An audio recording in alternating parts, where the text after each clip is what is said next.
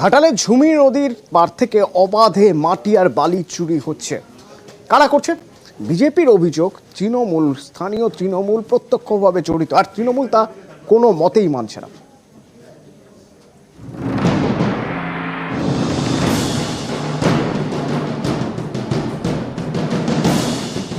পশ্চিম মেদিনীপুরের ঘাটালে মাটি মাফিয়ার দৌরাত্ম্য।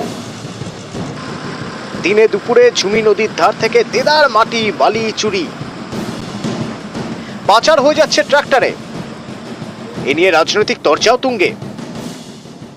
বিভিন্ন জায়গায় তৃণমূলরা অবৈধভাবে তুলে থাকে এবং বিক্রি করে থাকে। এর জন্য প্রশাসন কোনো ভূমিকা নেয়নি। অনেক তৃণমূল নেতারা এই ধরনের দুর্নীতি করে যাচ্ছে।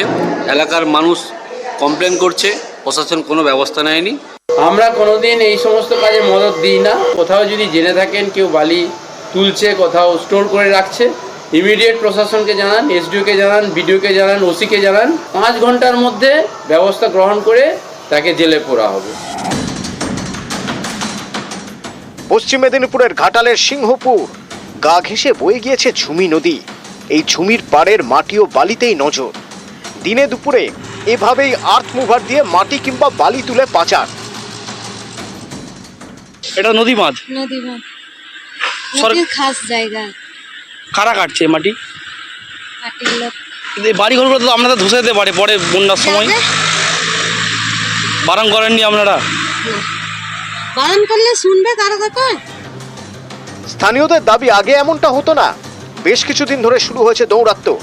নজরদারির অভাবে চলছে নদীর মাটি কিংবা বালি পাচার। বিভিন্ন জায়গায় তৃণমূলরা অবৈধভাবে তুলে থাকে এবং বিক্রি করে থাকে। এর জন্য প্রশাসন কোনো ভূমিকা নেয়নি। অনেক তৃণমূল নেতারা এই ধরনের দুর্নীতি করে যাচ্ছে। এলাকার মানুষ কমপ্লেন করছে, প্রশাসন কোনো ব্যবস্থা নেয়নি। আমরা কোনোদিন এই সমস্ত কাজে মদত দিই না। কোথাও যদি জেনে থাকেন কেউ বালি তুলছে, কোথাও স্টোর করে রাখছে, ইমিডিয়েট প্রশাসনকে জানান, এসডিওকে জানান, বিডিওকে জানান, ওসিকে জানান। 5 ঘন্টার মধ্যে ব্যবস্থা গ্রহণ করে তাকে জেলে পোরা হবে। পশ্চিম মেদিনীপুর থেকে সুকান্ত চক্রবর্তী, নিউজ 18 বাংলা।